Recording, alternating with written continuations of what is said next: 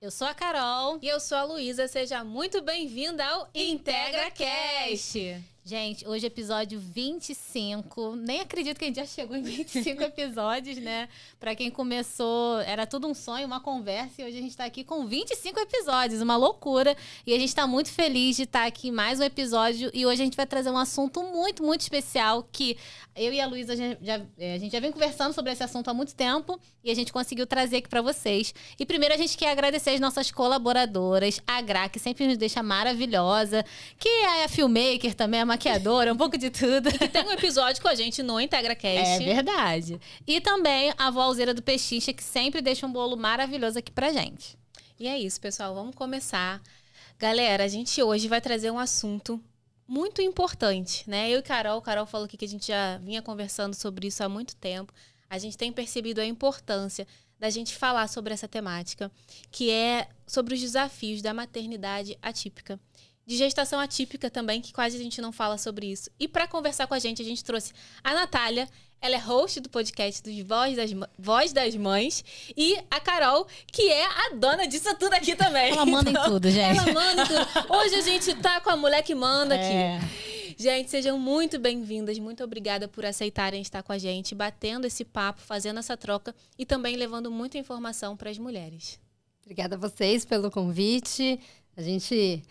Muito feliz, né? Porque é um assunto muito importante da gente falar sobre maternidade atípica, gestação atípica também. Então, a gente está muito feliz de estar aqui. Sim, estou muito feliz de estar aqui. Poder abrir um pouco para as outras mães, né? Que às vezes não têm informação e querem saber mais. E a Natália já está aí quase 2 anos também na luta dela. Sim. E eu estou 9 anos na minha luta. E falar um pouco da nossa experiência, né? Ai, muito obrigada, meninas. A gente está muito feliz de ter uma dupla aqui maravilhosa, a gente poder bater um papo. E eu tenho certeza que vocês que estão nos assistindo vai bater esse papo aqui. Pode comentar também o que vocês acharam, o que vocês entenderam. Compartilhar também um pouco da sua história, né? Que está assistindo aqui, das dúvidas. Que depois a gente pede para elas responderem nos comentários também, né, meninas? Claro. E eu queria começar também por você, Natália. Você é a host, né, do podcast Voz das Mães, que eu já achei interessantíssimo ali o tema do seu podcast. E como é que começou essa sua ideia aí com o podcast? Conta aí um pouquinho pra gente. Bom, vamos lá. Eu tive 2 perdas gestacionais, onde eu não sabia nem o que era gestação embrionária. E aí, depois da segunda perda, eu comecei a falar um pouco mais sobre isso no meu Instagram. E aí, na terceira gestação, com 18 semanas, eu fui fazer a segunda morfológica, que é onde você mede, né, o tamanho do bebê e tal, vê o peso. E nessa segunda morfológica, uma médica falou pra gente que o Vinícius, que é meu filho, teria uma displasia esquelética chamada tanatofórica, que era uma displasia esquelética letal. Então, a gente teve uma surpresa, né? Porque a gente não imaginava, depois de perder 2 bebês, a gente teve uma falta de empatia médica absurda, porque ela foi já falando pra gente na frente de todo mundo. Minha sogra tava lá, a madrinha do meu filho tava com a gente nessa ultra. E aí, dali, a gente saiu muito perdido, sem saber o que fazer. E aí, a gente vai perder mais um filho, como vai ser isso? O Vinícius já tava mexendo na minha barriga, então já tava, assim, todas as emoções ali. E foi quando eu fui tomar banho um dia e eu ouvi Deus falando comigo. E ele praticamente me deu um mapa mental, que eu falo que eu tenho esse mapa até hoje na minha mente, que eu saí do banho falando pro meu marido, né? Robson, a gente precisa criar um projeto chamado Voz das Mães. E aí, o Voz das Mães, a gente conversa. Hoje a gente tá no podcast, a gente grava aqui também.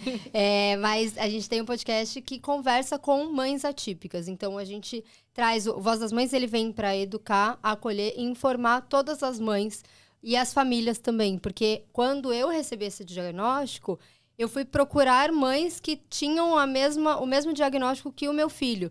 E eu não encontrava. Você vai pro Google, você só vê tragédia. Então... eu não sabia para onde recorrer. Então, quando eu descobri que meu filho poderia ter nanismo, eu descobri um grupo chamado INN, que era o Instituto Nacional do Nanismo. Então, eu falava, cara, a gente precisa falar mais com essas mães e ter um lugar que elas vão conseguir ir para achar informação sobre o que elas estão vivendo. E aí foi daí que surgiu o Voz das Mães. Nossa, que perfeito. E, Nath, pode chamar de Nath? Pode. Pode? Então tá. Já Eu sou paulista, pode chamar de Ná. De Ná. Aí, morei em São Paulo já há 7 anos, sei bem como é. São Paulo já é Ná. Ná, é pai, é Ná, é tudo. É isso. E deixa eu te perguntar, né?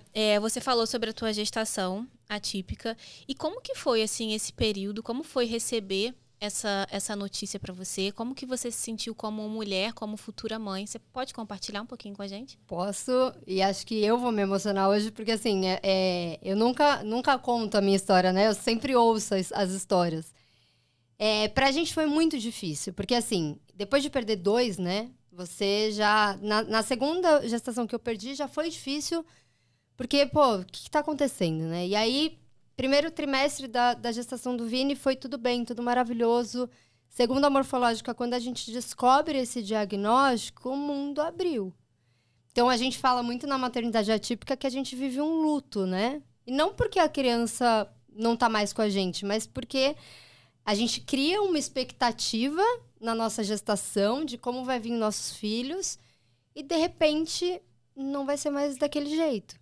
Então, eu lembro que eu fiquei, assim, uns 2 dias sem conseguir falar com ninguém, só chorava. Fui para médicos para pedir segunda opinião de como seria, porque você saber que teu filho pode ter um nanismo ou ele pode morrer é muito sério, porque eu não sabia o que eu ia fazer. Eu não ia tirar. Me perguntaram, né? Você quer ir para fora do Brasil? Porque aqui não é legalizado, mas você quer? Eu falei, não, eu quero ir até o final. Até onde o Vini quiser ir, a gente vai até o final. Naquele momento, eu tenho uma agência de marketing digital, e naquele momento, o que eu fiz foi mergulhar no trabalho, para não pensar. A gente sofreu uma perda do meu sogro, bem na mesma época, e eu lembro que eu virei pro meu marido e falei, olha, vai pra terapia, você... Porque eu sei que pra você tá uma barra pesada, porque você perdeu teu pai, Vinícius. E ele falou, mas e você? Não? Eu falei, não, eu vou depois. Porque agora eu tenho muito aquela coisa de vestir uma armadura nesse momento e ir pra batalha. E aí eu falei, agora eu preciso só viver o processo. Mas foi muito difícil, né? Porque não tinha um dia que eu não pensava como vai ser. Porque a gente conversava, né? E aí, o apartamento? Se ele não sobreviver, a gente vai continuar aqui? Não vai? O que a gente vai fazer? Então, são perguntas muito duras que a gente tem que se fazer, e isso mexe completamente com o emocional, mexe completamente com o casal. Naquele momento, a gente resolveu se unir muito, mas tem muitos casais que se separam, que se largam. Tem muito marido que vai embora. Acho que o maior índice de separação é quando descobre uma maternidade atípica. Então, isso pra gente, assim, e pra mim, principalmente, como mulher, cara, eu vivia, tipo, um dia tô bem, um dia tô mal, um dia tô bem, um dia tô mal. Então, era muito difícil. Imagino.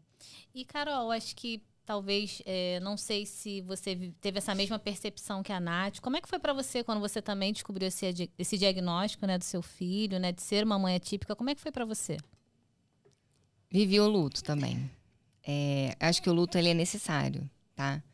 Primeira vez que a gente teve um diagnóstico, né? Quando a gente começou a desconfiar que ele era diferente. Não tem jeito, a gente compara, tá? Não tem jeito. Eu tinha engravidado junto com uma amiga. E a Rafinha, eu lembro perfeitamente, era um carnaval. E a gente se encontrou no carnaval e a Rafinha tava falando tudo. E meu filho não falava nada. E ali eu falei assim, tem alguma coisa errada. Porque quando você tem o seu primeiro filho e não tem muitas crianças em volta, você não tem muito parâmetro.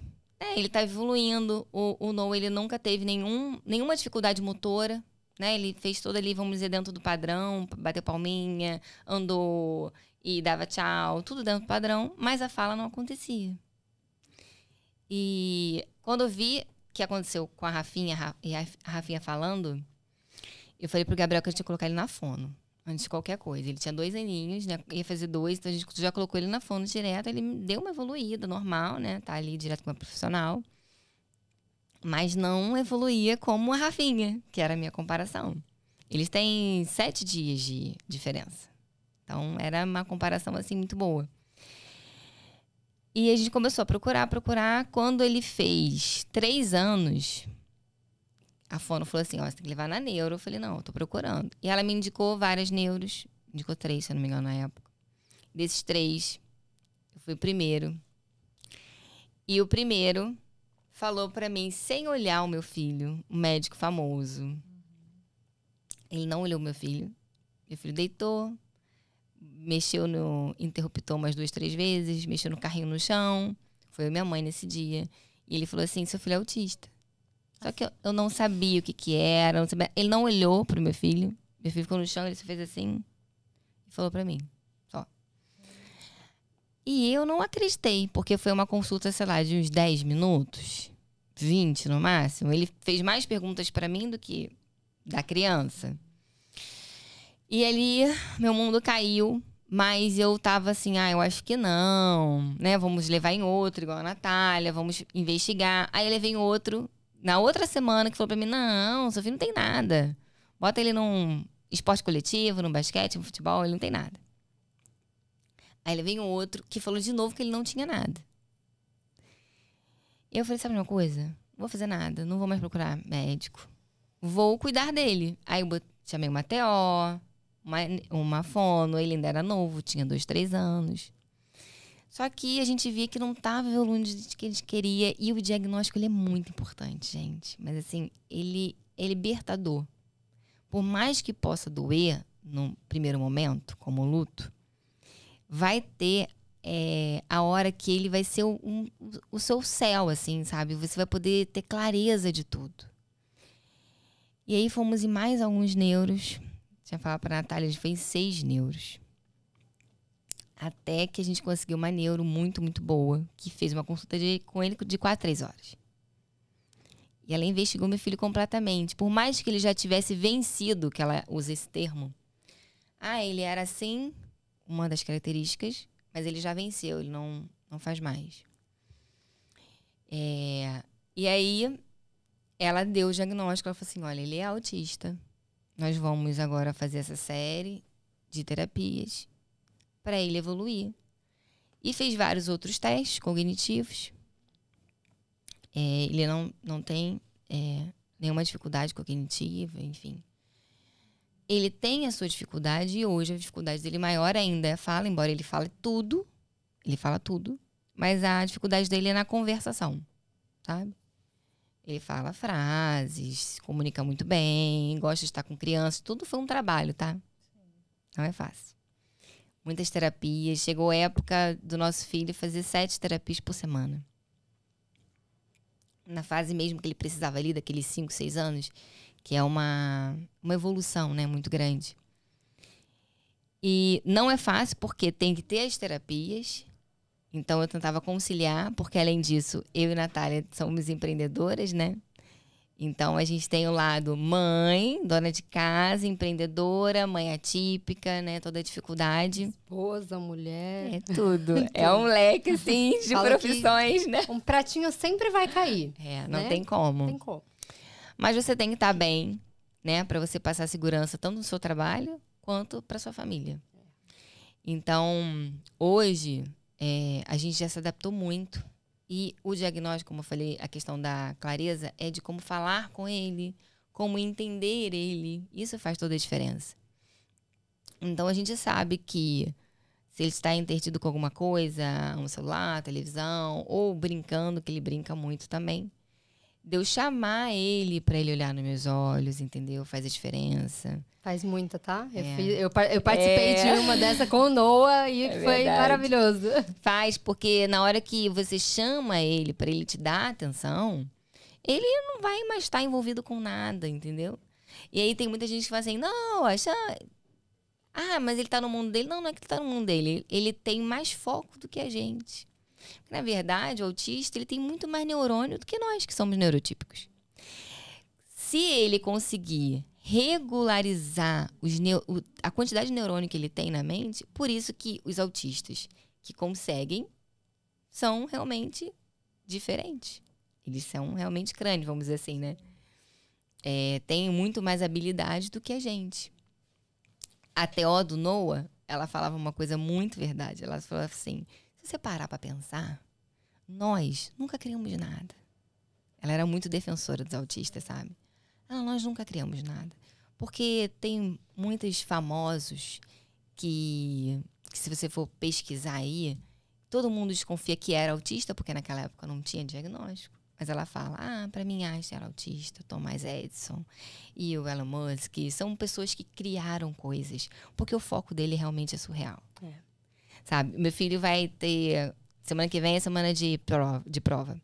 E eu estava estudando matemática com ele. Ele tem realmente uma habilidade para matemática muito grande. Eu estava lendo o problema para ele já estava fazendo cálculo quando ele estava pronto.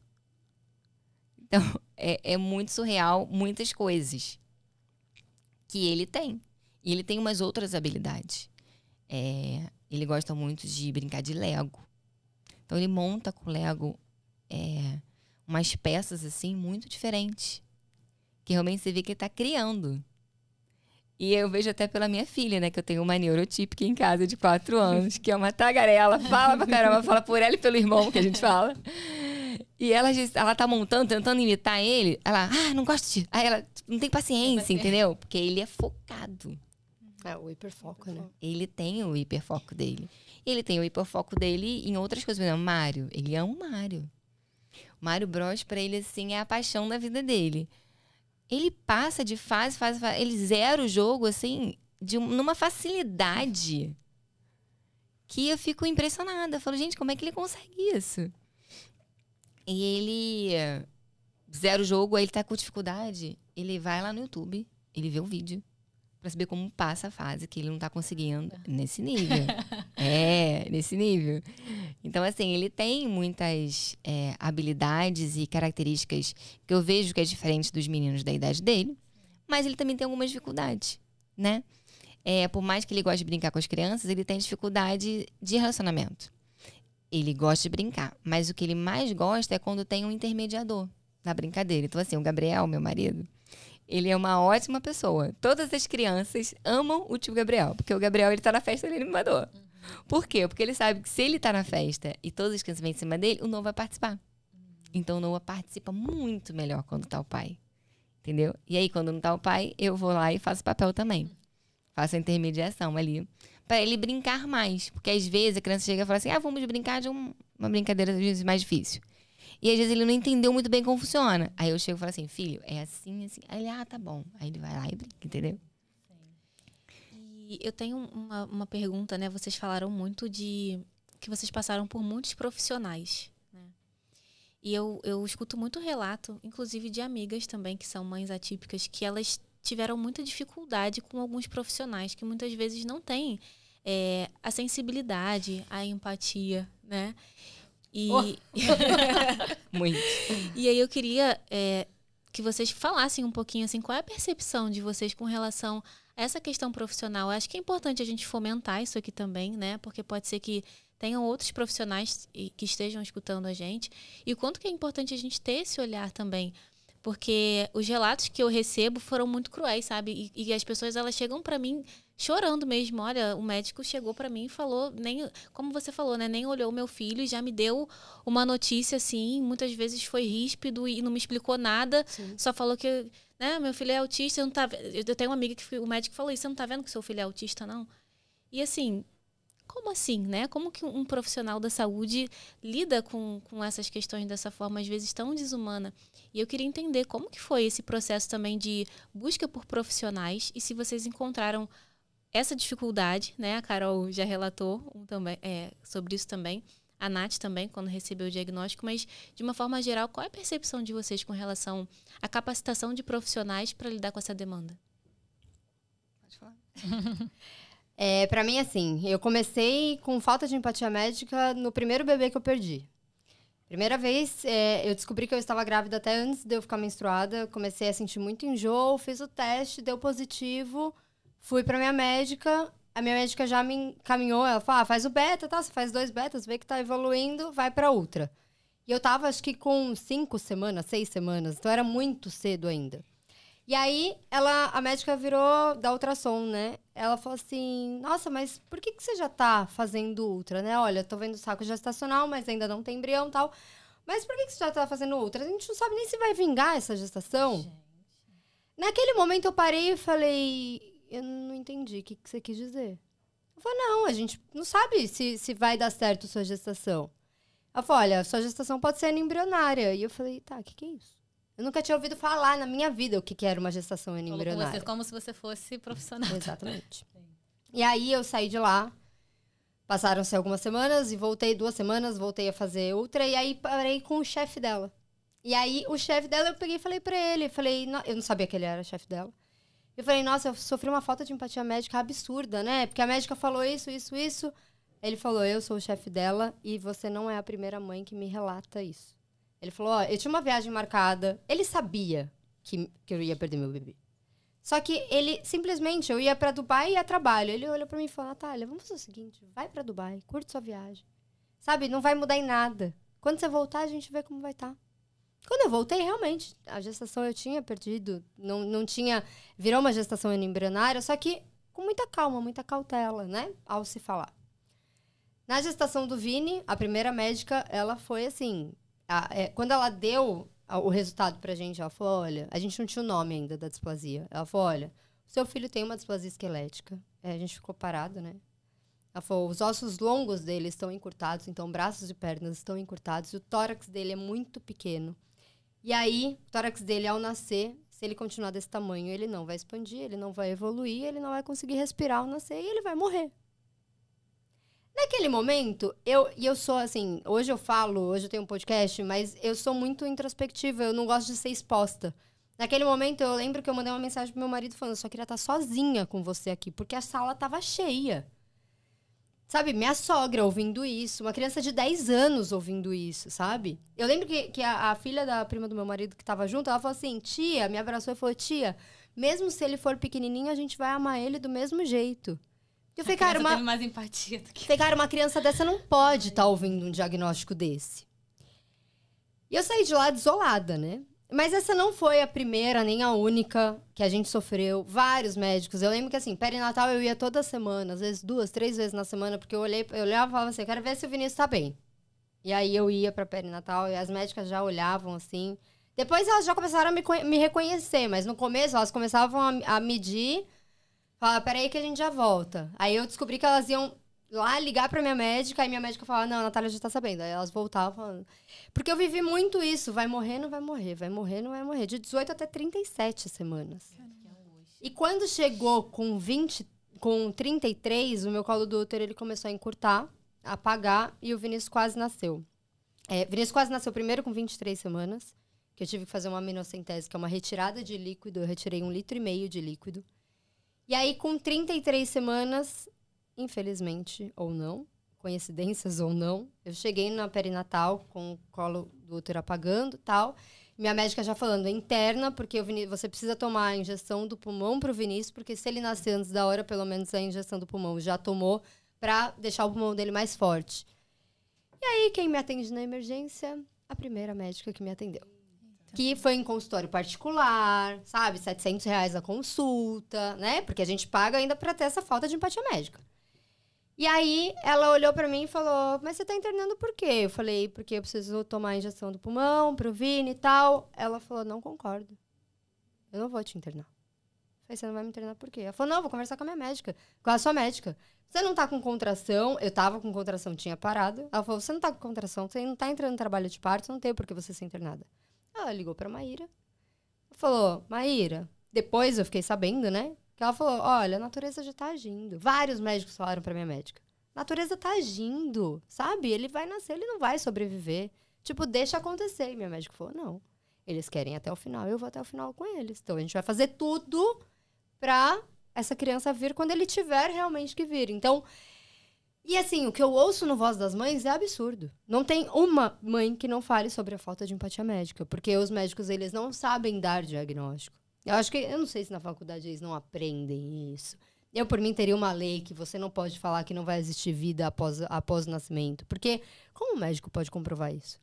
Porque ele pode te dar um diagnóstico. Olha, seu filho pode ser que ele tenha uma displasia esquelética.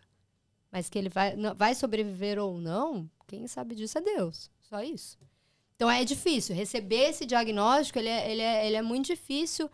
E a falta de empatia médica, de você não receber de uma maneira que você seja acolhido, e é por isso que eu falo tanto da minha médica, que é a Maíra Della Roque, que eu falo, cara, é a melhor médica, porque ela ficou 1h30 no telefone comigo depois que eu tive o diagnóstico. Ela cuidou de mim e do Vini a gestação inteira.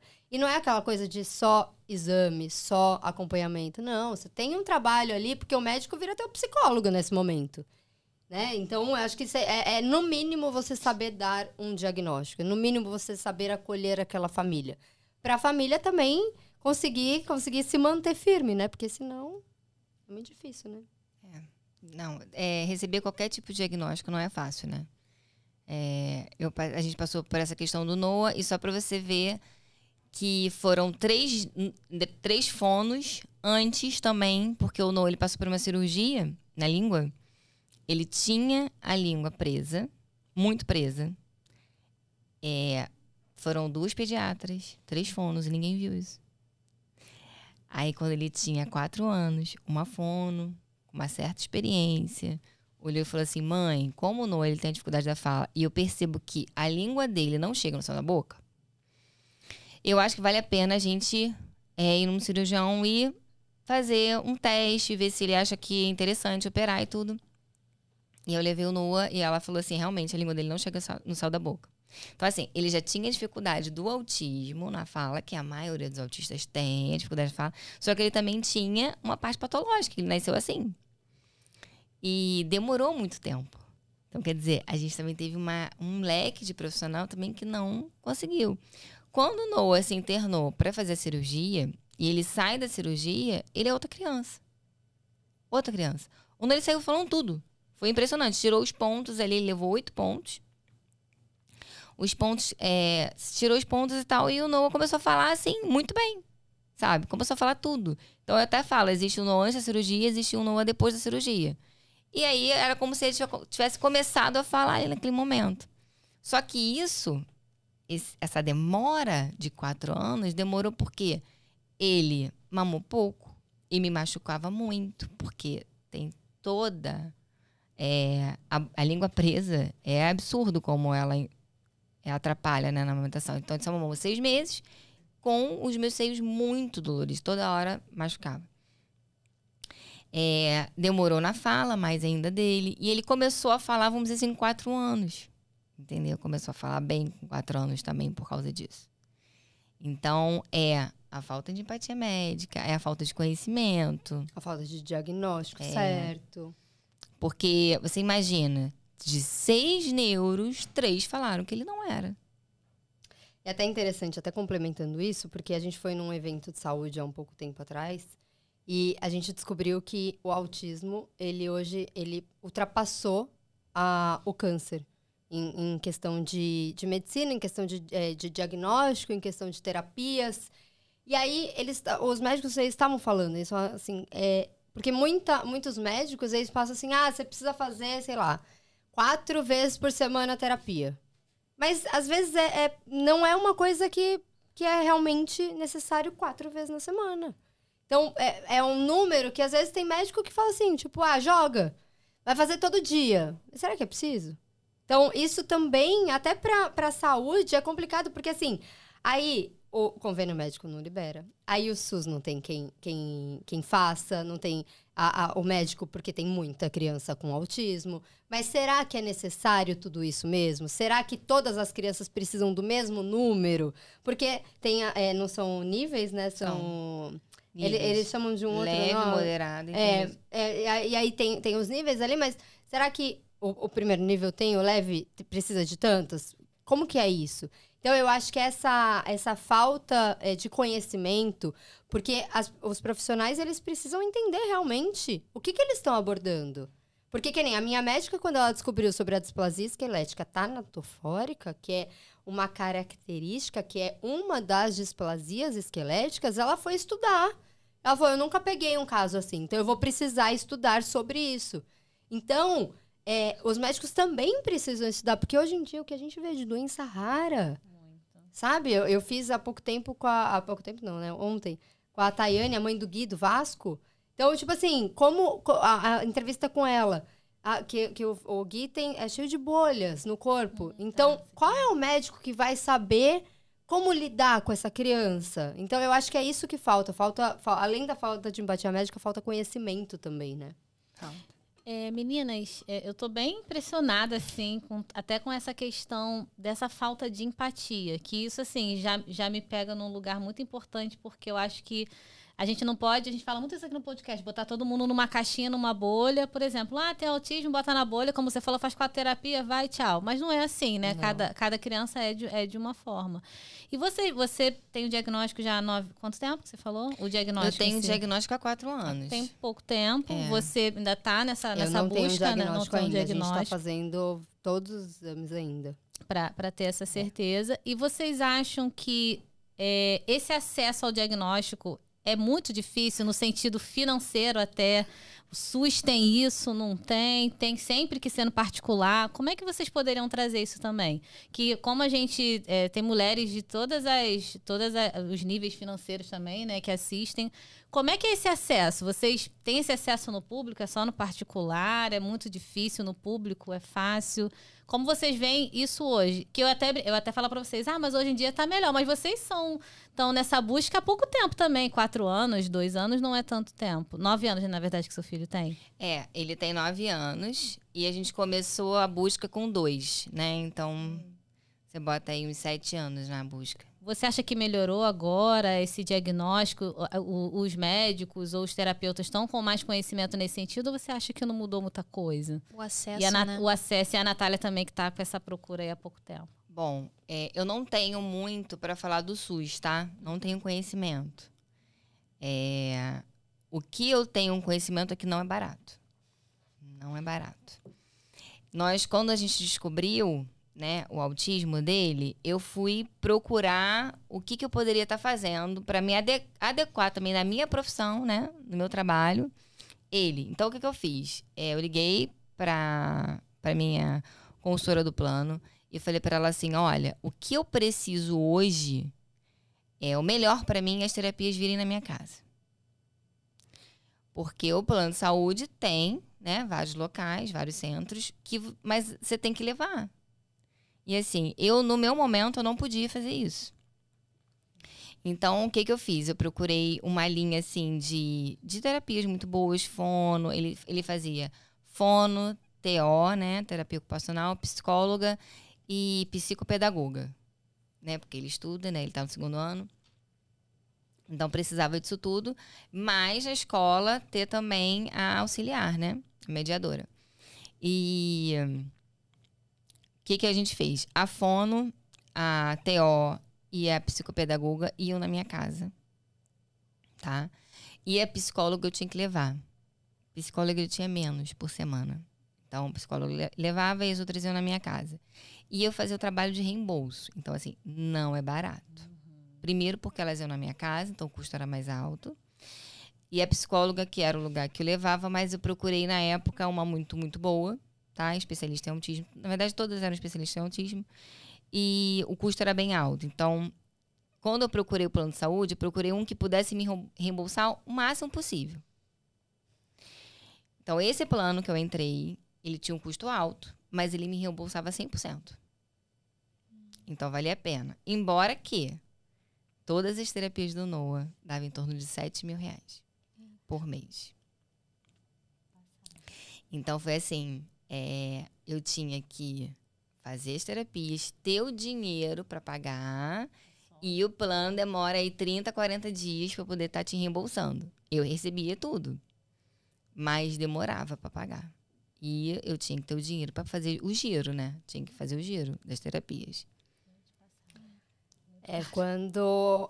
eu acho que na gestação e acho que até os 6 primeiros meses, quando o Vini nasceu... Eu não sei se eu cheguei a concluir que o Vini nasceu e quando no parto ele chorou, coisa que a gente não imaginava. Ele chorou, ele nasceu com a perna completamente arqueada, completamente torta e ele foi para UTI direto. E aí quando a gente percebeu que aí os médicos começaram a fazer as avaliações e falaram, olha, aparentemente ele não tem nada. Então começou daí. Então dali, de quando a gente recebeu o diagnóstico até mais ou menos uns 6 meses do Vini, eu e meu marido, a gente chegou a fazer as contas e a gente tinha gasto mais de R$40.000. Porque era tudo particular. A gente tinha um convênio. Meu convênio tem uma parte que reembolsa, mas é uma parte. E assim, todas as médicas, todas as ultras, todos os exames que a gente precisava fazer. Aminocentese.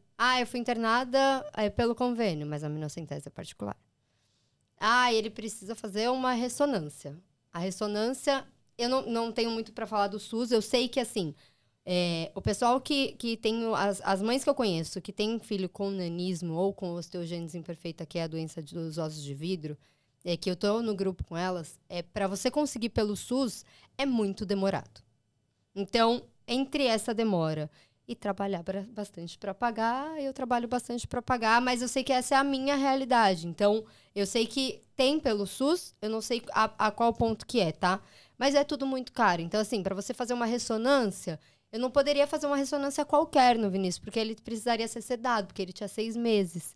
Então, tem que ser pelo particular. E a ressonância é cara. Então, tudo é muito caro.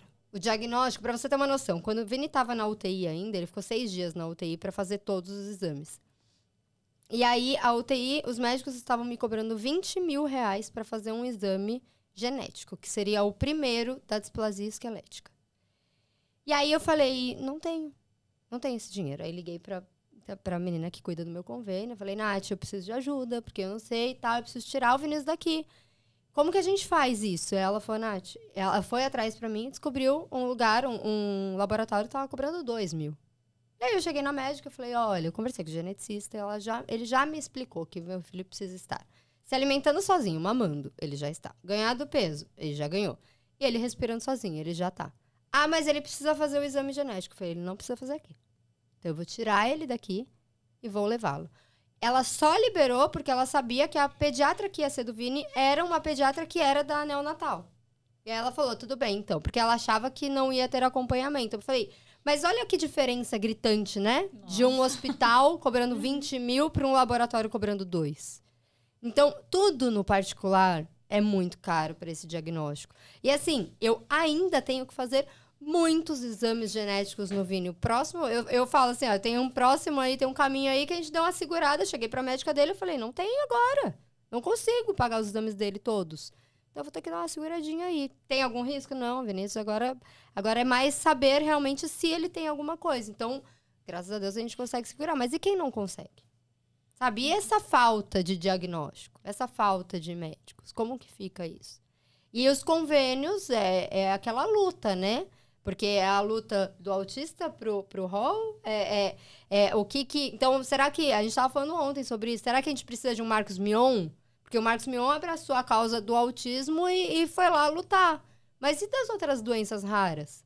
Sabe? A Tayane, mãe do Gui, foi lá e conseguiu sancionar uma lei. Mas e as outras doenças? São várias.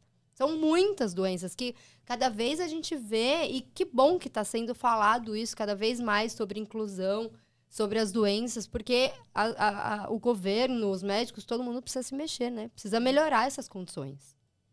Com certeza. Eu acho que a falta de acesso, né, principalmente para esse tipo de situação é muito grande, né? Porque eu escuto muito esses relatos também dessas minhas amigas, de pessoas próximas que são mães atípicas, que as coisas são muito caras. Muito. E aí a pessoa precisa se desdobrar para tentar ali dar o mínimo, às vezes, né? Que a criança precisa. Desculpa até te cortar, porque tem uma coisa que é pior. Que eu vejo, que é isso que a gente tem falado bastante ultimamente. Que é sobre as empresas. Porque, assim, na maioria das vezes, a mãe... ou ela tem que largar o trabalho para conseguir cuidar do filho, ou ela precisa pagar alguém para ela poder trabalhar, ela vai pagar alguém para conseguir cuidar do filho, ou ela tem que ter a rede de apoio muito bem estruturada de vó, tia, amigos para conseguirem levar, né, nas terapias, ou ter isso em casa, porque quando as empresas vão começar a se conscientizar que elas precisam ter um pouco mais de dar um pouco mais de liberdade para essa mãe atípica. Sabe? De segunda-feira eu vou ter que levar meu filho na terapia às 10 horas da manhã, então eu vou chegar um pouquinho mais tarde, tudo bem? E as empresas também terem essa flexibilidade de falar, tudo bem, você tem uma maternidade atípica que você precisa fazer isso. Então, a gente vê muito isso das mães, elas largando o trabalho para cuidar dos filhos. E aí, tocando um pouco nesse assunto também, né? A gente começou falando do impacto que isso tem nos relacionamentos, na família, no casamento. A gente sabe que o número de divórcio é muito alto, né? famílias que têm crianças atípicas, muitas vezes o parceiro abandona, né? Geralmente é o pai que faz isso, né? A mãe segura aquela situação ali sozinha. E como que vocês enxergam hoje isso dentro do relacionamento de vocês? Teve esse impacto também? Se teve, como é que vocês conseguiram lidar com isso, fazer esses ajustes dentro da família para que as coisas conseguissem dar certo? Olha, na verdade, a estatística aponta 80%. Depois Muito alto, né? Abandono pós-diagnóstico. parental. Então, assim, é um número absurdo, né, de grande. A gente estava conversando hoje aqui com outro pai atípico, que veio aqui também, e ele falou assim, cara, o que acontece do pai tá ali querer estar 100%, isso é raridade. É muito raridade. E eu posso dizer que eu agradeço muito a Deus pelo marido que eu tenho, né? Eles são bem parecidos, né? Nossos maridos. E porque eles realmente vivem com a gente, sabe? A maternidade. Pai de verdade. De verdade, presente, né? Então, assim, o Noah é apaixonado pelo pai. Ele quer o tempo todo estar perto do pai. O pai é a segurança, sabe? Eu posso dizer que o Gabriel traz a segurança para ele no momento que ele precisa. Ele sabe que tem as coisas que a mãe... Eu que paro para estudar com ele, a hora da comida, se tá dodói, a mamãe, né? Ele teve agora o episódio de dengue, né? O Noah teve dengue esse ano. E foi muito ruim, porque a gente foi várias vezes pro hospital, todos os dias estava sendo espetado para poder medir ali. E o pai era aquela segurança, né? De estar ali perto. Então, o Gabriel sempre esteve perto. O Noah foi internado 2 vezes. A primeira vez para fazer o corte da língua. E também porque, devido a gente achar que ele não falava muito, a gente tinha desconfiança dele ser ou não surdo, né? Quando era menorzinho. E aí ele fez o exame, que é o BERA. Que é um exame que diz, né? Se ele tem ou não alguma dificuldade auditiva. Né? Ele não tem nenhuma dificuldade auditiva. Mas todas as vezes, todas as internações, estava eu e o pai ali. Então, assim, anestesia. E a gente volta, no caso, até falar da questão também de internação, cirurgia, que tudo é caro, né? Tudo anestesia particular, aquela luta para receber reembolso. Então, a questão de você ter um plano de saúde não é fácil. Que, por exemplo, esses 6 neuros que eu levei, todos foram fora do plano. Caraca. Todos. Então, assim, você não consegue um neuro, sabe, assim, dentro do plano. É muito difícil. Então, você tem que fazer e tudo mais. Mas, voltando à questão do pai. O meu marido é muito presente. E, como a gente sempre fala, o Noah, pra gente, ele é tratado igual a irmã. Neurotípico. Tratamos iguais, sabe? Os 2 são iguais. Ela tem 4 anos, ela não sabe que ele é autista. Porque eles brincam junto o tempo inteiro, sabe? Assim, pra ela não tem diferença. Eles fazem tudo. O Noah come sozinho, o Noah escreve, o Noah lê. Ele tá com uma certa dificuldade para ler devido à idade dele, assim. Para mim, ele já era para estar lendo mais, vamos dizer. Só que como a fala dele ainda tem a dificuldade, então, para você ler, você tem que saber melhor os fonemas, né, e tudo mais. Então, hoje eu estava estudando com ele, ele leu várias palavras, assim, melhores que ele estava lendo. Eu falei, filho, que bom, você tá lendo melhor. Ele fica todo feliz, ele vibra. Ele se cobra, sabe?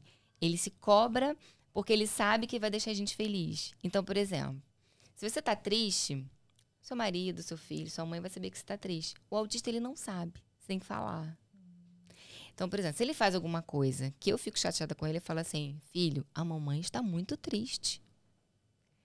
Aí ele, mamãe, não fica triste não, entendeu? Mas aí ele sabe porque eu falei. Você falou. Sim. Aí se eu estou chateada com alguma coisa, por exemplo, com a Chloe, ela fala, mamãe, você tá triste? Não preciso falar. Sim. Ela já...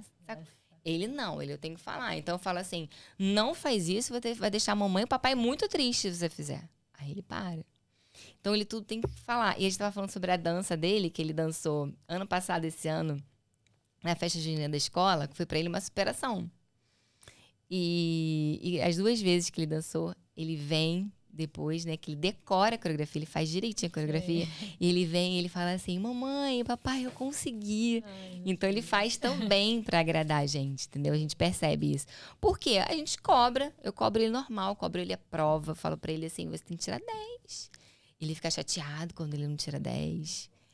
E então ele se cobra porque ele quer vencer, não só para ele, mas pra gente. Porque ele sabe que vai deixar o pai e a mãe feliz. E o Gabriel, ele é muito presente em todos os momentos. Mas o pai, pra ele, é o pai que brinca, é o pai que faz bagunça. Entendeu? Pai, então, o pai pra ele é essa representação. E de segurança também. Cara, pra mim, aí eu trago duas coisas, né? O meu relacionamento, que eu e o Robson, a gente acho que a base sempre foi a comunicação. Então, como a gente sempre teve isso de nos comunicarmos muito bem, eu acho que isso salvou nosso casamento de todas as 3 gestações. E, como o Gabriel, o Robson é meu sócio. Então, assim, ser esposa, sócia e mãe, não, né? A gente já tem ali. Eles já poderiam ter corrido há muito tempo por dia, muita coisa. Mas eu acho que isso nos uniu mais ainda, sabe? Eu acho que... tanto é que o Robson era diretor de TV e ele recebeu uma proposta para voltar para TV no dia que eu estava internada. E aí ele virou e falou para um dos diretores lá, ele falou, olha, desculpa, mas adoraria aceitar, mas eu não vou aceitar porque eu quero viver o meu filho tá para nascer. Então, eu não sei como que vai ser e eu preciso estar com ele, eu preciso estar com a Natália. Então, eu tenho minha agência hoje, então não faz sentido por isso, porque eu quero viver toda essa fase do Vini que a gente não sabe o que vai acontecer. Então, ele já me mostrou um puta pai ali, sabe? E ele... Sabe, é lógico que a gente brinca, né? Tem um momento que eu queria ser pai? Tem, né? Pra acordar de madrugada. Não que ele não acorda. Cara, é um puta de um parceiro. Mas é lógico que tem os momentos de mãe, que o filho vai pra mãe, que é normal. Mas na responsabilidade ali do dia a dia, não tenho nem o que falar. É parceiraço de trocar fralda, dar comida, fazer dormir, vamos jogar junto, porque tá em todos os momentos, né? E o Vini tem essa coisa, o Vini é papai o dia inteiro. Não é mamãe o dia inteiro, é papai o dia inteiro. Papai, escova o dente com o pai. Quem tem ali a rotina de todo dia, acordar e escovar os dentes, que ele chegue pra pedir. Papai, dente, que ama escovar os dentes. Então... É isso, mas pelo Voz das Mães, eu vejo quantas mães são abandonadas realmente. Aquela famosa frase, vou comprar cigarro e não voltam nunca mais. Ela existe muito, muito. Ou então de tipo, o cara... Porque o homem, o que eu vejo, que a gente conversa muito, é que o homem não é criado para ser pai. Para ser um pai presente. Ele é criado para ser pai de sair de casa às 7 horas da manhã para ir trabalhar, voltar... brincar um pouquinho ali, brincar de final de semana e pronto. Então eu falo, e o Robson fala, ele fala, cara, eu não fui criado pra ser esse pai que eu sou hoje. E não pela mãe dele, mas pela sociedade, por tudo, pelo pai dele. Então, ele não tinha essa experiência dentro de casa de vou cuidar do meu filho, que quem dá banho desde que o Vinícius nasceu no chuveirão é o Robson. Eu raras as vezes dei um banho na banheira. Então, mas porque ele pegou isso pra ele, então em casa a gente tem tudo muito bem dividido. Então, assim, sou eu que dou comida e faço ele dormir, não que ele não faça, ele faz, mas normalmente sou eu que dou comida e faço ele dormir. Ele vai, é ele que dá banho, ele que que escova o dente, ele que brinca, sabe? Então, essa divisão e ter tudo muito claro, eu acho que ajuda muito, né? Tem as responsabilidades muito bem alinhadas, isso soluciona muita coisa pra gente. Mas eu vejo, assim, o abandono parental é absurdo, absurdo. E o que a gente ouve das mães falando dos pais, assim, do pai não querer nada, de o pai não aceitar um diagnóstico. Às vezes a mãe também não aceita, mas às vezes é muito mais o pai que não aceita. Então é muito complicado, o pai não quer enxergar isso. É difícil, né? Até porque o pai, eu acho que o pai idealiza aquele menino que ele fala assim, não, ele vai jogar bola comigo, Exatamente. né? Ele vai fazer. E aí quando acha que não vai ser... leva aquele choque, né? Só que as pessoas têm que entender que o autista, ele pode tudo. Sim. O autista, ele pode tudo. E isso é um dos lemas que eu falo. A gente tem o nosso canto de guerra lá com meus filhos, que é quando a gente acorda, a gente fala assim, eu sou forte, corajoso, posso tudo e amo Jesus. Então, a gente sempre fala isso todos os dias. E quando ele já chegou pra falar, principalmente com o pai, por exemplo, quando ele tá jogando, ele fala assim, eu não consigo. E o Gabriel fala assim, não, você consegue. É porque hoje, ela tava falando aqui, eu tô achando bem interessante. O meu filho tem 9 e a minha tem 4. Então, assim, eu já passei dessa fase que ela tá, Sim. né? E ela tá falando, não, porque ele Você troca tá fralda. lembrando. Eu tô lembrando, falei, gente, realmente, Gabriel sempre trocou fralda, Gabriel sempre deu banho.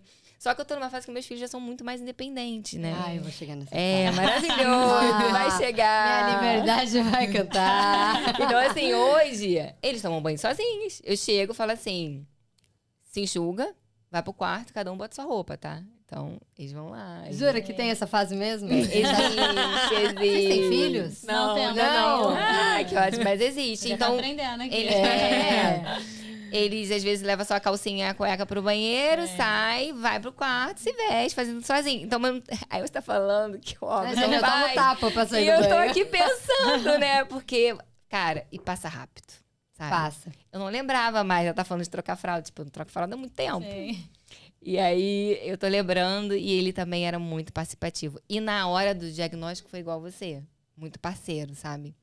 A gente também teve uma comunicação muito grande e uma parceria muito grande. E ali, a gente, na verdade, ali, eu acho que cresceu o nosso relacionamento também.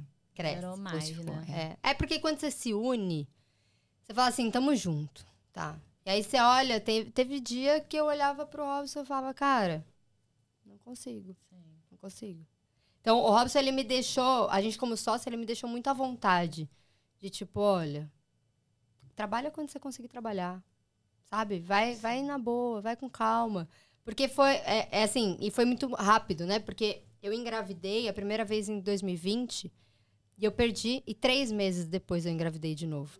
E aí eu turbilhão perdi, depois, e 3 meses depois eu engravidei de novo. Então, hoje a gente brinca e fala assim, se a gente soubesse que ia viver tudo isso, a gente teria esperado mais uns 2 anos pra engravidar. Porque eu passei praticamente 2 anos grávida. Sim. Então, a gente parou de curtir muita coisa. Chegou no momento da gestação, que eu tava com 5 meses. Não, com 5 meses não, com 7 meses. A gente chegou e falou assim, ele falou, vamos viajar? Eu falei, você tá louco. Como eu vou viajar agora? Ele falou, a gente precisa viajar. A gente foi pra Cancún. Porque naquele momento, a gente precisava cuidar da gente. Porque não tinha mais nada que ia acontecer. A minha gestação já não estava com risco. Chegou a ter risco quando eu bati ali 33 semanas. Já nem sei mais meses, mas com 33 semanas eu tive que entrar em repouso total, até 37. Mas antes disso, ele falou, cara, a gente precisa viajar porque a gente precisa cuidar da gente um pouco. E eu falei, é verdade. Então, essa viagem foi uma coisa que uniu mais ainda a gente. Tipo assim, a gente tá junto porque que vier. Porque é muito difícil, porque eu não sei o que é pior, tá? Eu não sei se o pior é você ter um diagnóstico na gestação ou depois da gestação. Porque quando você recebe o diagnóstico depois, você já viveu a gestação, você conseguiu curtir a gestação, e aí você tá vendo ali o teu filho e vendo o que tá acontecendo com ele. Então, não sei se isso é mais fácil ou não. Eu acho que não tem o mais fácil, né? Mas na gestação você não sabe o que vai acontecer. Você não sabe qual vai ser o dia de amanhã, né? Eu lembro que eu ia fazer xixi, toda vez que eu fazia xixi, eu não tinha como não olhar o papel para ver se eu não tava com algum sangramento. Porque você vive aquela expectativa de não saber como vai ser o amanhã. Então, quando eu percebi que o Vini não corria risco na gestação em si, as coisas começaram a ser mais tranquilas, vamos dizer assim. Mas tinha a expectativa do parto. Então, eu cheguei no momento que eu falava, eu quero que ele nasça logo. Foi aí que eu tive um diagnóstico de TAG, de transtorno de ansiedade generalizada, que eu fui descobrir isso depois, mas isso pra mim, tipo, hoje eu tenho crises fortes, mas tudo de decorrer da gestação. Então, o nosso emocional, ele abala muito, né? Então, se você não tá muito forte ali, muito, muito bem estruturada no teu relacionamento, é mais uma coisa que desanda. Meninas, se eu pudesse, acho que a gente ficava... Parte 3, 4, 5, 6. Se eu pudesse... Não, mas é de verdade, eu tô bem, assim, impactada. A gente nem conseguiu falar muito, porque a gente tá muito, assim, atenta. E eu... Elas até desligaram o tablet, a gente não vai seguir roteiro nenhum. Chega! Não vai nem roteiro aqui. E eu agradeço muito o aceite de vocês de se expor mesmo, de abrir o coração de vocês, de falar dessa experiência que... De início, com certeza foi dolorosa, foi difícil, mas hoje vocês ressignificaram isso. você, através do podcast, a Carol também abrindo o coração dela aqui pra gente, em outros podcasts, que ela tá famosa, ela tá ligada em vários podcasts. Então, assim, eu agradeço muito por vocês abrirem o coração aqui pra gente, e eu tenho certeza que vai ser tanta gente que vai ser influenciada, né, e vai ter como benefício tudo isso que vocês falaram. E eu queria que, para finalizar, vocês deixassem um recado para as mulheres que estão nos assistindo, uma frase, algo que norteou aí a vida de vocês durante todo esse período difícil e vai nortear aí para sempre. Dá o recadinho ali, uma de cada vez, na nossa câmera do recado. Vai lá, Carol. Você já tá mais acostumada com isso. Eu ia falar para qualquer mulher tirar o medo do coração. Porque o medo, ele trava você de qualquer coisa. Então, tira o medo do diagnóstico, tira o medo do futuro, porque a gente faz tantos planos, né? E a gente acaba achando que aqueles planos já foram por água abaixo, meu filho não vai ser assim. Não.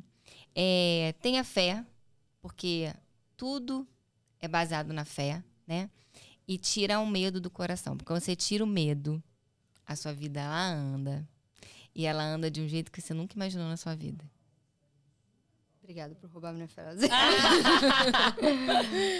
Cara, eu acho que tenha fé. Porque eu vou falar como mãe atípica na gestação, né? São muitos medos que a gente tem na gestação, do que pode ou não acontecer. Então, a gente não sabe o dia de amanhã. Deus é o médico dos médicos. Então, independente de qualquer religião, falam muito que é Deus. Então, Deus pode mudar o rumo da tua vida a qualquer momento. E confia nele. Eu acho que eu nunca imaginei estar falando sobre Deus tanto quanto eu falo hoje. E levando o nome dele, que eu falo que o Voz das Mães nasceu por causa dele. E Deus pode mudar qualquer coisa. Então, se você tiver fé, se você confiar no processo e aceitar, a vida ela vai ser mais tranquila. A tua maternidade atípica ela vai ser mais tranquila.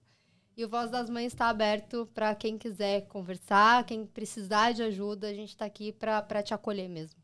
Só para finalizar, queria falar o seguinte, o mesmo Deus que curou o cego de Jericó, o mesmo Deus que curou o coxo, é o Deus que vive hoje.